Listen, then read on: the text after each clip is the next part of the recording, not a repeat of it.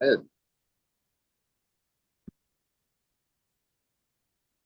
All right. Good afternoon, everyone. My name is Brantley Tyndall, and I'm the director of Walk RVA at Sportsbackers. And it is the beginning of May, which we now celebrate as RVA Bike Month. It's the 11th year of Sportsbackers running this program, and we're very proud to see the growth of grassroots volunteer-led events being the focal point of what we think is the largest Bike Month program in the country. We have about 70 events this year, and we've over the past decade have strived to have as much variety and access to these kind of bike-focused events as possible. And so this is one of the first times that we've done a webinar, a bike that doesn't require, or excuse me, an event that doesn't require a bike, but allows people to get plugged in to the enthusiasm of biking in the Richmond region and Central Virginia, and to get whatever first step that they need to take to get involved in our really wonderful growing community of bike advocates and just riders. We have a wonderful panel of three folks today who are going to tell about a little bit about their story, what biking means to them, and what how bikes bring joy to their lives. And you'll get a lot of different perspectives here. I think you'll see that you'll find you have a similar perspective somewhere with one of these three panelists. And that's part of what we do as advocates, is to help bring connection to our communities and share that we really have more in common than we have that separates us. And I look forward to hearing more about the stories of Meg, Keith, and Sam over the next few minutes. What brings us here today is RVA Bike Month. We started this in 2014 and as just a kind of, how can we get people energized around this National Bike Month, May of every year, and get community ownership of the kind of visibility and the optics of what the bike movement is here, so that the other 11 months of the year, Walk RVA focuses on building bike and pedestrian infrastructure. Infrastructure is not super fun. It's very policy oriented. It can be a little bit wonky. So this is the month of the year that we really highlight the people who ride in our community, who advocate in our community, and really show all the different angles of people who have been involved over the years. A little bit about who we are. Sportsbackers is the parent company of Walk RVA. Sportsbackers was founded in 1991. We founded the program Walk RVA in 2012, and we launched our efforts around the Fall Line in 2015, officially getting a name, the Ashland to Petersburg Trail in 2019, and renamed to the Fall Line in 2020. You'll see on our Bike Month calendar lots of Fall Line oriented programming and events, and we still have a long way to go, but while having made a lot of really substantial progress on building that 43-mile paved trail, transformative paved trail from Ashland to Petersburg over the past few years. We have just completed our 11th Walk RVA Academy. We do a 20-person cohort advocacy training every spring to teach largely citizen adults how to be more engaged and effective advocating for bike and pedestrian infrastructure in their own communities. We're so thrilled to have over 220 people have gone through this program in our program's history, and really all the success that you see in the Richmond region building bike and pedestrian infrastructure from as far back as the Virginia Capitol Trail to the Franklin Street bike lane, the Brook Road bike lane, traffic calming projects, and the funding that has been dedicated to build those projects. I think goes credit to these citizen advocates who show up to city council meetings and supervisor meetings and really get involved at the public hearing level. If you'd like more information about that, about the Academy or Bike Month, you can find all of it on sportsbackers.org on the Walk RVA tab. Bike Month this year, we're in our 11th year. We have 70 events. Wild to think, it's like you can't even go to all of them. Just crazy to think. It's, in my vantage, it seems like the model that we started about 11 years ago has been adopted in cities across the country. I don't think they've quite gotten to our level, and it's still, I like the competition that we have to have the biggest and the baddest. And I couldn't do it without over 50 volunteers who dedicate their time and their evenings to make these events a true reflection of a big diverse group of people who ride bikes in the Richmond region. there really is something for everyone, from social hours and happy hours, informational sessions, to very audacious bike rides and everything in the middle. There's a lot of fun stuff. There's history, there's food, um, there are films, and I really think there's multiple things for anyone. And just a little bit how it works is we uh, essentially open the door to the Bike Month calendar to advocates and volunteers around the community, and we help people develop their idea. We promote it. We help them with equipment and organization. We try to help people kind of spread their events out over the calendar so there are not 10 on one day and then 10 days with nothing. But it's all kind of operated on goodwill and good faith, and we don't we're not arbiters of too much as it relates to what ends up on the calendar. And that makes it be very authentic and a good reflection of who we are. And with that, this is the first time I believe we have done a webinar in Bike Month since the forgotten year of 2020. And I'm super thankful of the time of Meg, Keith, and Sam to share their stories of bringing bike joy into their lives and what their day-to-day life looks like running on the bike. So I'm going to end my presentation now and let Meg share her screen. All right. Good to go? Looks great. Okay. So like Brantley said, my name is Meg. I've lived in Richmond for about 9 years now, Museum District, Churchill. Now I live in Manchester, and I've biked through all of those. But biking has a new perspective now since I have kids with me on the back. And what I'd like to do, hopefully today, is just to show you what some of that infrastructure that Brantley mentioned looks like to a rider, getting kids to and from school, getting myself to and from work. And I think this picture right here summarizes why I bike and what I love about it. We're just three goofballs on a bike, having a good time together, getting where we need to be. We're a one-car family for a lot of reasons, but being able to bike, especially with an electric bike, has been a big part in allowing that transition to one car to occur. I am pretty concerned about how the climate crisis is going to impact my children and our children's future. And biking to me is one way to lower both my personal emissions and also how to model a more sustainable way to be. And then, I mean, just as a mom, I struggle to consistently exercise, and I know I should. And biking is a way to incorporate that without really thinking about it. And that's how I like my exercise to be. But biking is also a lot of fun. I get to connect to the city and my kids in a way that just is not possible in a car. I actually had a driver the other day yell out my window, "Where's your passenger?" Because I was biking for once without a kid in the back. And she I guess, sees me all the time around town and was surprised to see me without a kid in the back for the first time. And I don't think I ever would have noticed a car in the same way as a bike. And so we wave and we nod at other bikers, but also people like waiting for the bus in the same space every morning, or people drinking coffee on their front porch. And we also get to connect with nature. I feel like we see birds and trees and kayakers and those fishing on the James in a way more connected way than we ever would in the car. But like I mentioned, so my family currently lives in Manchester. My son attends first grade at Patrick Henry Elementary School on Semmes Ave. I work downtown at the VCU Health System as a research manager. And then my daughter attends the daycare at the health system at Lee and 10th. So my typical morning has me biking down Semmes towards Forest Hill Park or through downtown or both.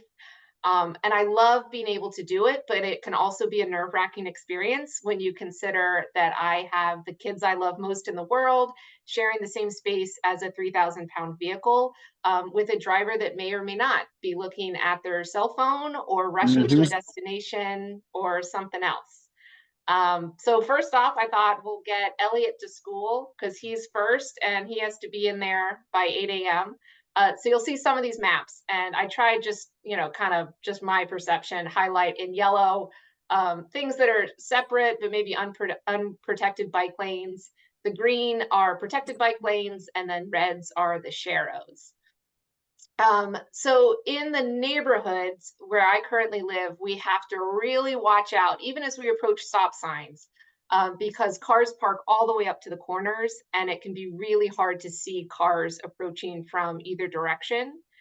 And then we cross SEMS via the one traffic light that's available between Commerce and Corden for extra safety, especially as cars, as everyone knows on those bridges, can just zoom by and then zoom off. Corden is usually one of the scariest portions of the ride, that intersection right there. I have the right of way crossing this intersection, but I'm always a little worried that that car right there isn't going to see me. And it doesn't matter if I have a right of way if they're moving. But after that, we can go around this pothole that is, I think, notorious for a lot of bikers on SEMS. It jars you every time you hit it. So appreciate it. They recently fixed it, but it's still really bad. But then after that, it is pretty much a straight shot down SEMS to Patrick Henry, although we don't have a protected bike lane. And so it can get a little tight if cars are moving fast or if cars are packed tight together, always making sure that they can see you. And then Nora and I are off through downtown to either the health system or to her daycare. And if it's just me, I just zip right over the 9th Street Bridge. It's pretty quick, maybe 10 minutes, mile and a half. And it's just, I think going over the 9th Street Bridge, especially on the side, is a vantage point to the river that a lot of people don't get to see. The views, the feel, it's just amazing up there. And I'm really excited to see the fall line develop because I think the fall line is going to cut right over that. But if Nora's with me, I take a different route that is twice as long in both distance and time. So instead of about 10 minutes door to door, it's closer to 30.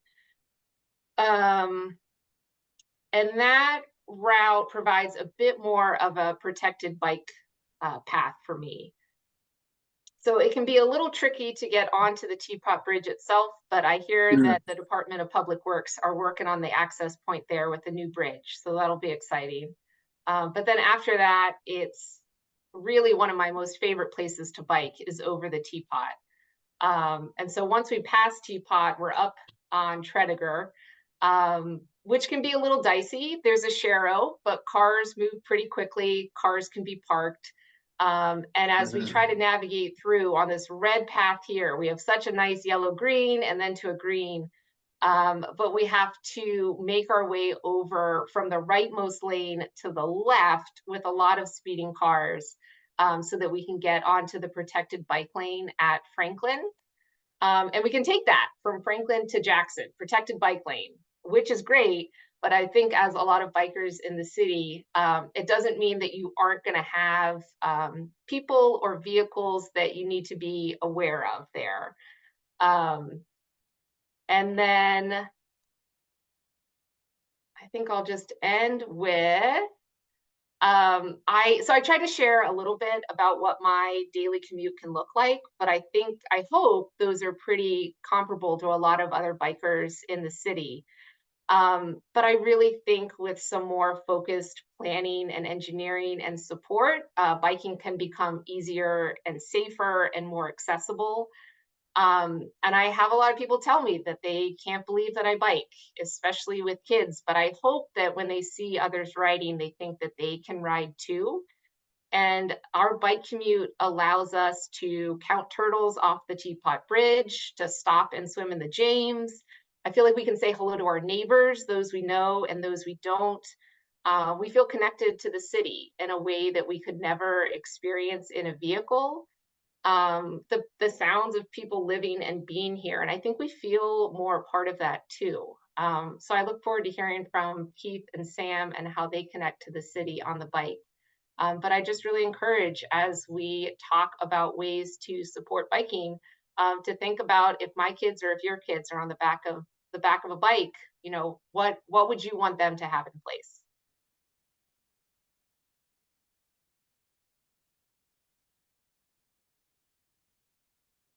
That was wonderful, and I thanks so much for sharing that presentation, which I know that you gave to the Richmond Transportation Forum back in March to essentially a standing ovation, in my opinion.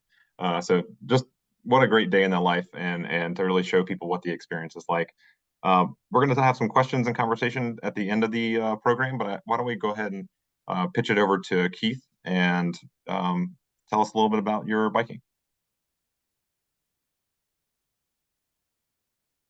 Okay. So yeah, the Bike Monday Bros basically is a you can look at it as a happy hour for bikes or a happy hour on bikes. On Mondays we get together because we've always wanted to ride bikes when we were kids, and then we stopped for some reason. So that's why I started riding bikes with my best friend, and and my other friend, and then a third friend, and then we just started riding bikes. Got the group together, had a big ride back in June, 2018, 2000, no, 2020, because that's when the world fell apart. So that was basically the marker of the Bike Monday Bros. Because after that, people started being like, "Hey, when y'all ride bikes? Hey, we ride bikes on Mondays. Meet us at the Starbucks, or meet us basically at the Starbucks in Robinson Street in the Fan." And that's a nice central point, because from there we could ride from there to east, west, or north. We try not to go south because of all the things that Meg had talked about on Sims Avenue. And I live on South Side, so I know exactly what you're talking about. I go down Forest Hill and Sims all the time to get home, so I know exactly what you're talking about. So we try not to hit that because the biking infrastructure over there isn't as intuitive or as friendly to the way we like to ride. We like riding bikes and I'm the lead rider. And I don't know how I got to be the lead rider of all this, but I'm the lead rider, pretty much the organizer, the weather watcher. Like yesterday, we were supposed to have a ride, but it rained and everything, so I had to watch the weather and be like, "Oh, the ride's off because it's going to storm," and it stormed. But for me, my main thing is to not take main roads, ride through neighborhoods as much as I can, go a slower pace, a more moderate pace, so that people can enjoy being out on the bike. People can enjoy seeing the things that they haven't seen because they're in a car sometimes. Going through the neighborhoods, people are oftentimes like, "Wow, this street is wonderful. This street is, it's tree-lined streets, houses they've never seen before, conversations that they can have with other riders and stuff like that." So many people have made new friends on their rides that it's a community-based feel that we have with this. And it's all inclusive. We love having the diversity that we have, the inclusiveness, and the equality of people having the right to ride with us, to have the fun time that we want to offer to them. It's fantastic. I love Bike Monday Bros. And I've had a couple of people tell me that because they saw us and decided to join riding with us, they started riding bikes a lot more because it was such a fun event that they had. And they're like, "Oh, let me go on bike rides." My best friend, who's always been on bikes and then stopped riding bikes, and then we started doing Bike Monday Bros. He's now he's always buying bikes and stuff. He's on like the cab to cab trail with bike groups and stuff, and he's like enjoying riding bikes so much now. But it's something that we wanted to develop as a community based riding group, just to have that kind of fun, just to be able to get people together, just to be able to have people slow down in their life, to be able to come out and just meet people, ride a bike. We have certain rules on our rides where it's like no broadcast music, because you never know who's been in a Zoom meeting all day and wants to have that like natural sound of the city or natural sound of nature to have a conversation with somebody, or just ride in silence. So we're cognitive of what we do on our rides, who's with us on our rides, how we design our routes, and all those sorts of things. So it's one of those things where we designed it the way we really want to be part of. And I've always wanted to be part of a group. I was in Miami one time, and they had a critical mass ride down there. I was like, "Wow, that looks fantastic. That looks like so much fun. Why can't I do something like that?" And now I'm doing something like that. It's crazy how this happens when you decide to go ahead and do something and take a chance and just start it off organically and small, and not have any preconceived notions of what it's going to turn out to be. Because this has turned out to be something we've never thought it would be. But we won't go back. This is fantastic what we've developed here. And so that, I mean, that's pretty much all the Bike Monday Bros is about. We're community based. We're friendly. Some people say they love riding with us because of the inclusiveness that we have with everybody on the rides and stuff like that.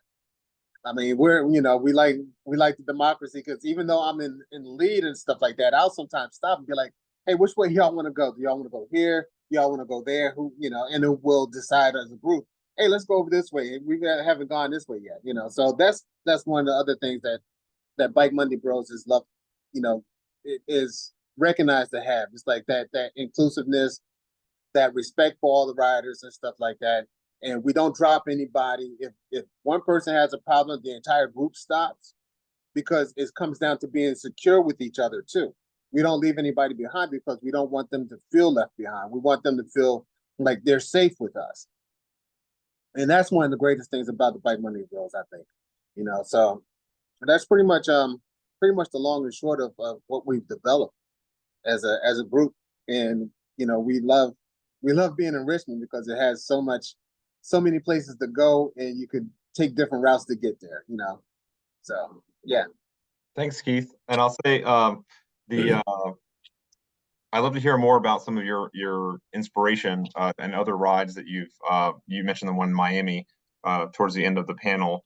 But I'll say your Bike Monday Bros is one of the few events that we put on the Bike Month calendar that's a recurring event that happens outside of Bike Month and happens every week, in part because we want to make sure that Bike Month is like seen as a special once a year kind of thing, that the events happen there are not your everyday. And I say that almost like tongue in cheek. There is no such thing as an everyday ride, but like we love for them to be kind of like curated for the month. But I think that what you have put together is such a great amenity, for almost want of a better word, on the calendar, because if you're brand new to bike riding, like it's like such a great experience for someone who's new to get involved.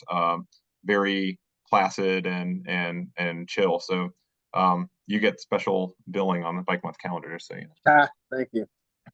And then last but not least, Sam. And I really appreciate Sam being here today, because I think his story is going to be a little different and very complementary to what Keith and Meg have already shared. Oh, thank you. Again, my name is Sam Hayes, and it's kind of interesting to me listening to Meg and Keith. Most of my career, I would have never even thought about stories like that. But over the years, for instance, I have a friend in Durham, Meg, that has almost an identical story to you. She is a fellow engineer, a colleague of mine for many years, and she rides with her kids in Durham, very similar to what you said. And then, when I listen to your story, Keith, I think a lot about some of the things I've done over the years, and it's really great to meet people and find those things that bring folks together. It's so easy to find differences, but a lot of times it's good to really focus on those things that bring folks together. And I've really enjoyed that with biking. It's certainly done that for me. I've spent a lot of time in the Richmond area over the years. I'm retired from VDOT, so I had a lot of projects in the Richmond area and Richmond district, as VDOT calls it, over the past 30 years before I retired. I think I've always been someone who's been very focused on transportation as being sort of planes, trains, and automobiles. I'd been in the Air Force as well. And so I never really thought about biking too much, but when I was growing up, I biked a lot. I couldn't afford a car or anything like that. So where I lived, to get anywhere, you're going 5 or 10 miles. So I was biking quite a bit. But once I became an adult and got into VDOT, I really didn't think too much about it. Most of our projects at VDOT were highway related. And then toward the late 90s, sort of midway in my career, I heard about this Capitol Trail study. And honestly, at the time, I thought it was a study that was probably going to go nowhere, just sit on the shelf. I've got a lot of studies like that I could show you since the 1980s that have just sat on the shelf. And a couple of years later, I was actually working in our Richmond office, and my responsibility was looking out over the southeastern part of the state, again, primarily highway projects. And when Governor Warner became the governor there back in 2002. One day I was called downstairs to work on the Capitol Trail. It was my job to work with a young assistant secretary of transportation, and I asked the managers that were telling me this. I said, "Well, what did I do wrong here? Why am I getting this assignment? I just thought I must have done something wrong." But that particular assistant secretary of transportation, I learned a lot from him, and I think he learned a lot from me. And it took 16 years, but we ultimately got the Capitol Trail done. Transportation funding, which is a whole nother story. It took a long time to cobble together the trail through. It took a total of 4 administrations to get it done. I was happy at the end of all that we now had a 50 some mile trail, and I've ridden it a number of times since. So when I look back at my career with VDOT, it's definitely in my top 5 projects that I worked on. Some of the others you guys might not agree with, but that particular one, the Capitol Trail, was just really, really, really, I enjoyed that. A couple things that have changed over the years. I remember when we first started that, we took a lot of grief both inside of VDOT and with the general public about why we're spending money on bicycling. It shouldn't be spent on that. It needs to be spent on highways. And other thing I got was that a lot of people didn't want a trail near their subdivision or their neighborhood, or because they didn't want the riffraff coming in. And it's really pleasant to me to say now, 25 years on, that the whole culture has changed to support stories like Meg and Keith had, which I'll say are more urban stories, but suburbs and rural areas too really enjoy trails. And that's been really, my own experience has been transformational to me. It got me back into bicycling, but I think it also has changed the whole area of our region in a very positive light. One thing I like to brag on is my peak year was 3 years ago. I rode over 4,000 miles in 2021. I enjoyed going up and down New York, Pennsylvania, down to Ohio, and even beyond occasionally. I love riding these different trails. I do think it's more about our communities, but I also think it's from my experience, it's a tourism attraction as well. We have so much history in Virginia, and why not try to pair that together with bicycling? After I retired from VDOT, I got involved with FOLAR down in Petersburg, and a couple of themes here I'd like to touch on too that have been really great lessons learned, I believe, and I think are key to being successful. Just like we worked with Richmond, Henrico, Charles City, and James City to get the Capitol Trail done, FOLAR has been really good at getting public and private resources together, but also taking a very diverse group of localities. My home county is Dinwiddie County, but in addition to that, Chesterfield County, Prince George County, Colonial Heights, Petersburg, and Hopewell. All those communities are very different, but we're bringing folks together, through the use of the trail. And coincidentally, it's a Blue Way trail either, but I don't do boats. I stick to bicycles. I like that. But the Blue Way trail is very much the same way, and so is our Greenway trails.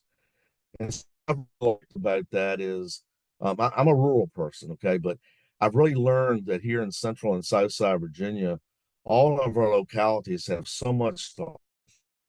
And talked a while ago, one of my goals is I want to be able to get on my bike here in Dinwiddie County and ride up and down the Appomattox. We're working on that very hard, but I'm looking forward to getting the Fall Line Trail up to and crossing the Teapot.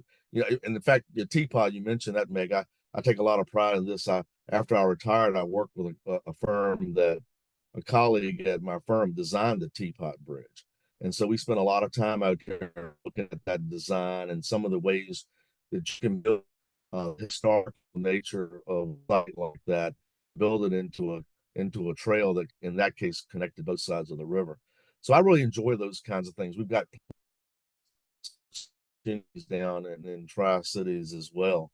But I think in summary, I would say this, that I really enjoy bicycling myself. It's good and healthy exercise. That's one thing. Number two, I think it brings a lot of people and communities together. And number three, and I'm falling back to my VDOT days, I guess. The mission of VDOT is to keep Virginia moving, and keeping Virginia moving includes bicycling. And I think that's very important as we move forward in our sustainable future. So thank you again for letting me just share a little bit about my story. That's wonderful, Sam. You mentioned a point of pride about the teapot. I want to give a quick clarification that the fall line is now oriented over the Manchester Bridge, in part because the teapot is so popular that it would be pretty difficult to bike over a lot of the time. And I had my wedding photos taken there, and it's like, I'd hate to have a bunch of bike commuters going by at the same time. So, but I actually knew Tyler Potterfield personally for a few years before he passed away. And I want to give anyone on this webinar a recommendation. His book, None Such Place, is a wonderful read about the sort of landscape and design history of Richmond.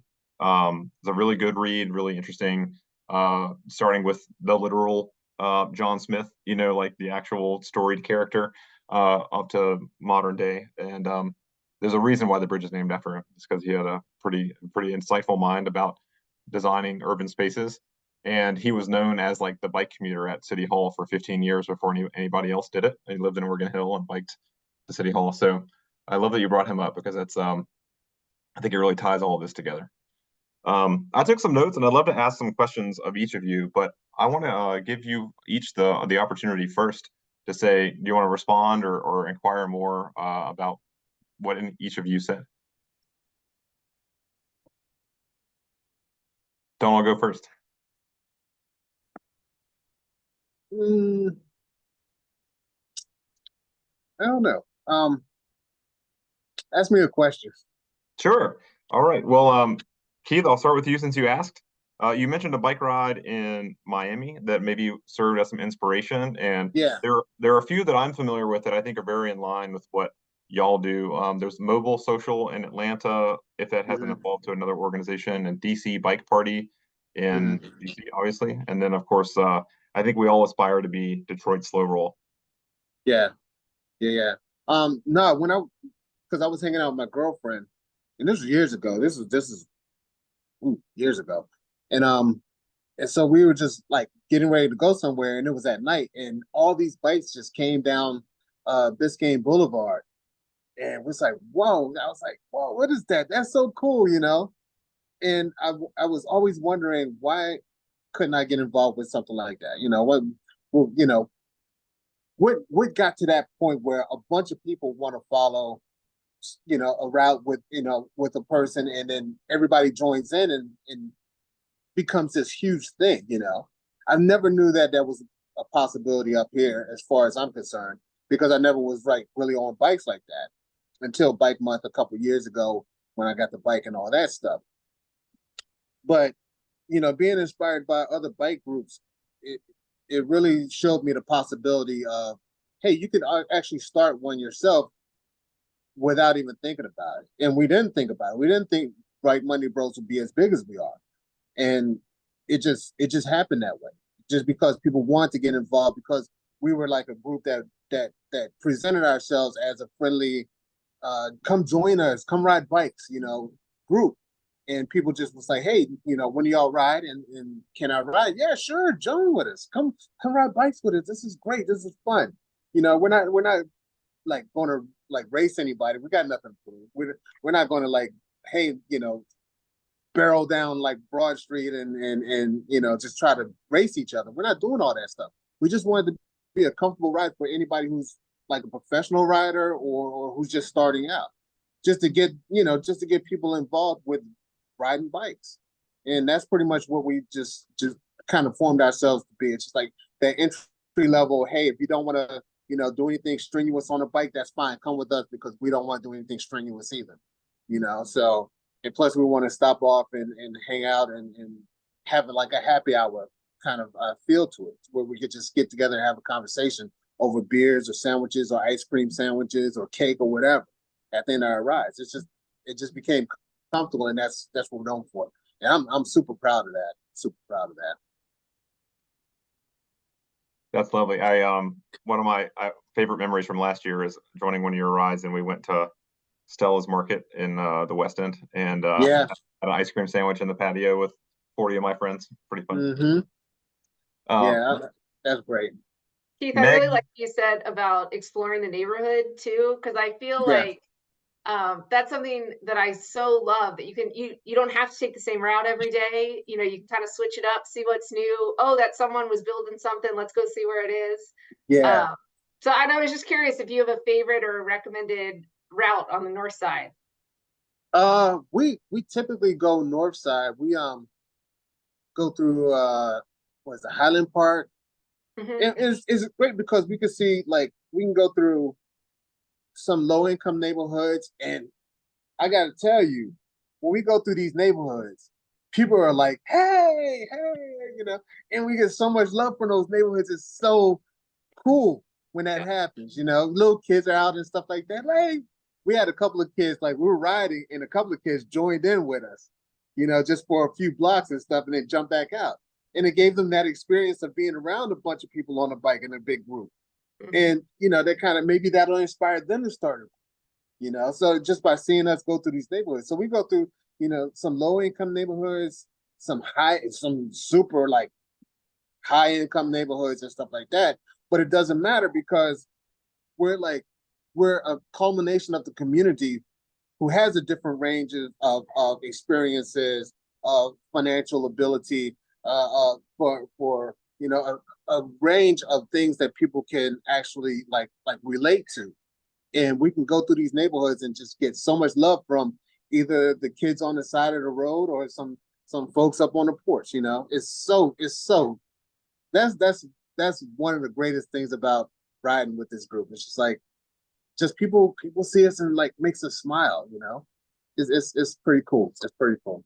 Well, and I think you get that as a biker. I mean, I think you get it in a group like that too. But I find on my bike, people are a lot more likely to say hi or to wave or acknowledge me.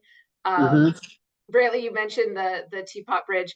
I know it annoys walkers when I bike on there, but I think when I have a kid or two behind me, I get away with it a little bit more because people love seeing kids on bikes. Like, whenever I ride it, it's always, oh, look, there's someone back there. I mean, they just, I don't know why, but they get a kick out of seeing the kids on them. Yeah. Yeah, we've ridden Teapot, and it's like we got to like straight line, streamline. We're like, you know, kind of weaving through and kind of slowing down, and, you know, on your left, on your right. Yeah. You just got to be aware and stuff like that. Just not barrel through like you own the place. You got to pretty much be respectful as you ride through there. And that's one of my biggest things. It's like, if we're riding and you're riding with us, we command respect in a way because we're a big group, but I also want to make sure that we're giving respect to people who are walking or who are running or who's driving the car, you know, because it's like, I don't want to, you know, the stress level doesn't need to be so high that we're like, oh, we're coming through, you know. It's like, no, I don't want that. I don't want any parts of that. I want people to be comfortable with us so that we give respect as we give respect. And that's what it comes down to with a large group like this, I think.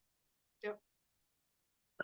That's great. I want to defend myself a little bit. I don't want to discourage anyone from running across the Teapot. I do want to discourage transportation planning to divert all like north-south bike traffic over it. That's the fall line will be some pressure relief as we anticipate much higher bike usage in the future. So that's I love biking across the Teapot. And so a question for you, Meg, is, and you hinted at this in both your presentations, sort of the additional sensory experience you get as a bike rider that you don't get as a driver. You know, you talked about like getting off with your kids and getting their feet in the dirt and some other things. Like, can you explain? You even mentioned it, sort of the in line with the Bike Monday Bro ride and like seeing your neighbors. Can you explain a little bit about or kind of riff on that additional benefit to your life, the sort of bike joy of being able to experience the world? I think, you know, I always want my kids and myself to get outside more. which can be sometimes hard to do. And I think on the bike, it's just such an easy way to A, get outside, but then B, to connect to the natural environment. I think, Keith talking about watching the weather. I think every biker is so much more aware of, oh, it might storm later. I need to be prepared and how that might change my commute. But I think even, we we see things in ways that I don't think we'd see in a car. Like we really do notice like, oh, the flowers are starting to come out, the leaves are changing. We know when the trash truck comes by because we're more aware of the smells. I think it's just, I mean, it's such an amazing way to connect to the city and your neighborhood. You just see things, you experience things at a slower pace. And I think I just absolutely feel more connected because of that. And I think a lot of bikers, especially in Richmond, being able to bike over the James River in the morning, I think every morning I think, man, I'm lucky to be able to do this. Like it's such a great way to wake up in the morning. And then on the ride home, it's such a great way to kind of like, okay, work is done, relieve that stress, like kind of transition into this next state of the evening of being with my family, of being more the mom in person and not a worker. And so that's pretty amazing too. That's awesome. Yeah, it's a pretty joyous experience to do. Some people might think it's a burden to cross the James River twice a day, Oh, but I love it. Yeah.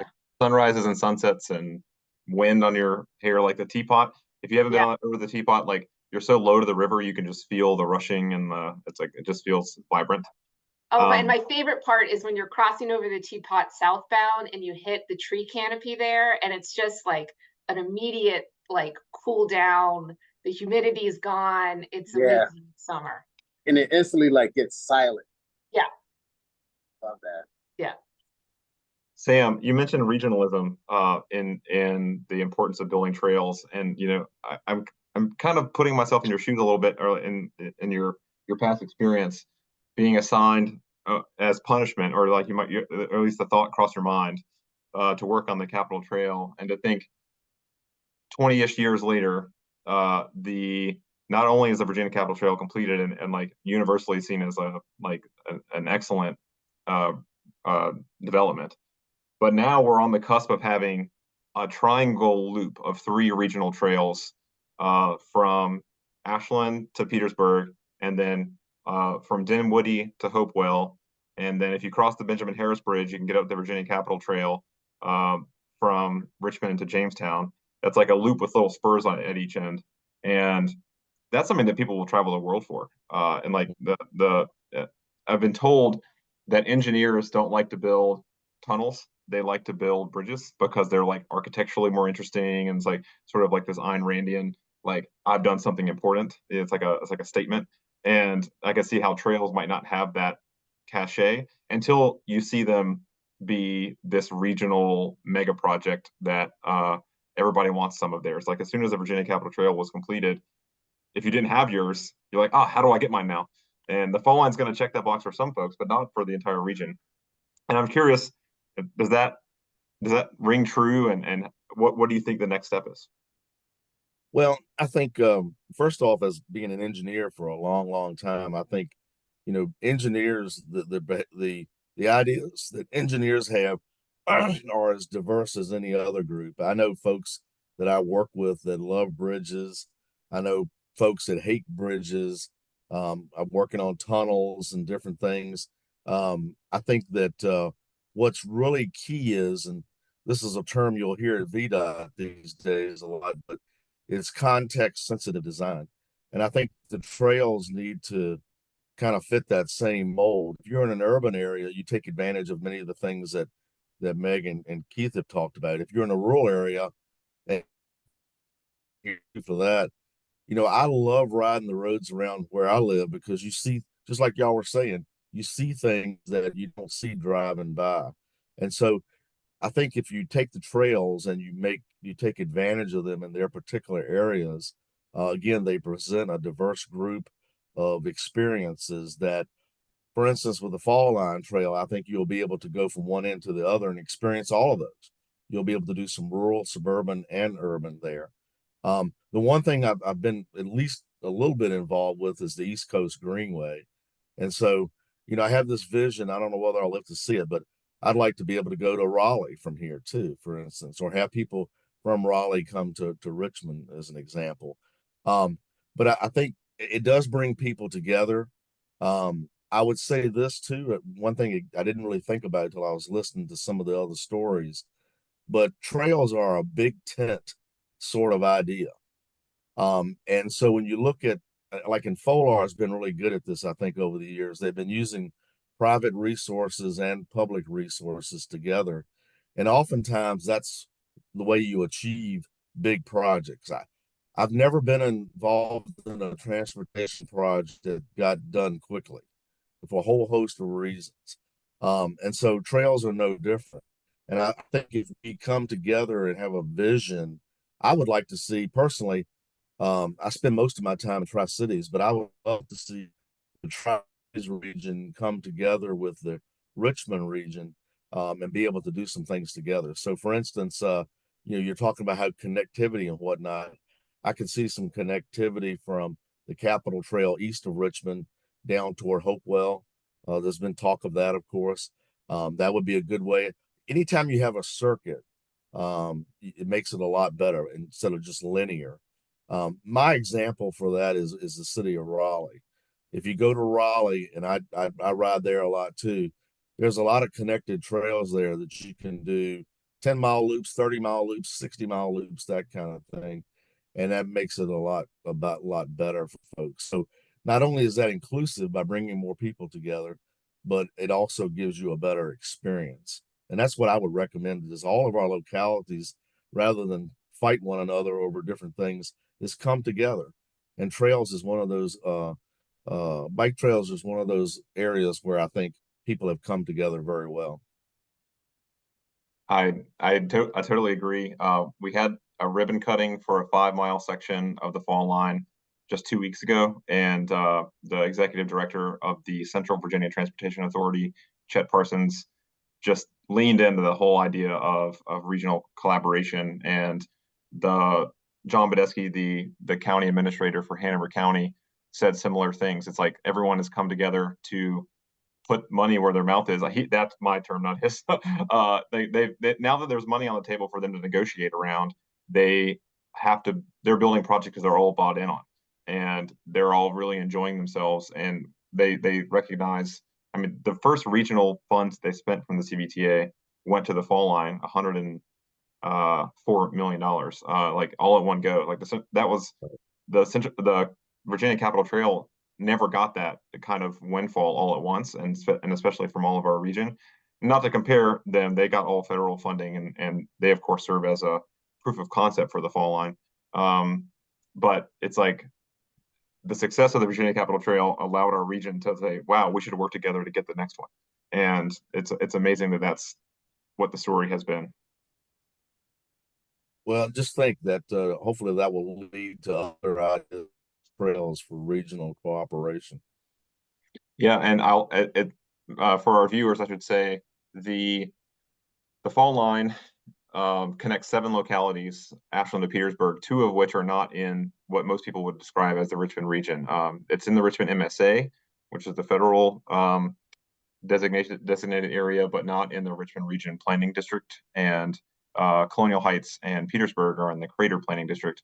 So we've seen, at least from my vantage, I've seen heightened cooperation and partnering between those 2 planning districts on at least this one project. And I agree with you. There's opportunity to continue that on.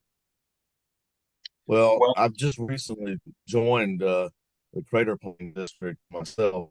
And, I think looking at CVTA and some of the other regional ideas that are in the Richmond area are some of the things that you might see, go beyond the Richmond area and will help to contribute to trail development. And I'll say people who might have a kind of be more affixed to the Richmond region just don't know what they have in store for how great it's going to be to visit Colonial Heights and Petersburg, and then to take the Appomattox River Trail into Dinwiddie and Prince George and Hopewell. The Lakeview Park in Colonial Heights is going to be a real gem. The Old Town Petersburg is already an amazing place to go out to eat. And I walked the whole fall line corridor. I want to say 2020, and the I counted all the taco places on Route 1 in Chesterfield, and there were 14 or 15. And it's like the new heights of taco crawls are just like, it's great to imagine all the different connections we're going to be able to make and the multiculturalism that the trail will be able to encourage. So I really appreciate everyone's time today. We're going to be posting this recording on the Sports Backers YouTube in the next day or so. But I do have a slide that I'd like to share just to wrap up kind of our discussion of Bike Month. Hopefully you can see that. It's loading. All right. There are lots of events on Bike Month, and I'm leaving a lot of really great ones off. So just bear with me and give me a little forgiveness here. The ones that I shared here are largely related to some of the things that we talked about today.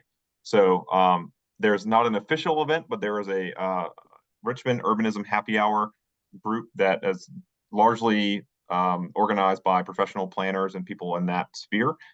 They're doing a walking tour of the fall line in Chester. If you haven't been to the Chester Linear Trail portion of the fall line alignment, you're in for a real treat, and we'll have some professional planners there from Chesterfield County and beyond to talk about what's being developed. Really encourage you. That's tomorrow evening. So just so you know, next Tuesday, I think it's the 3rd Richmond Speed Symposium. They put on a big event to talk about the city of Richmond's efforts to curb speeding and to make traffic safer.